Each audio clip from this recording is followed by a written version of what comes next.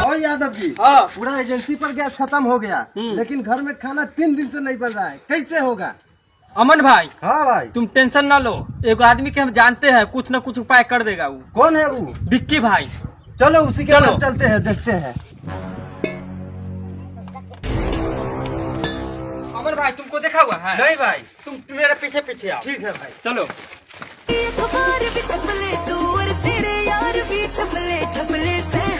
विक्की भाई, गजब हो गया। क्या हुआ? 2 दिन से मेरे घर पे खाना नहीं बना है। अरे तुम टेंशन नहीं लो, विक्की भाई अभी जिंदा है। बोलो क्या हुआ है? भैया गैस खत्म हो गया। तुम लोग बारी बारी से। हाँ भैया।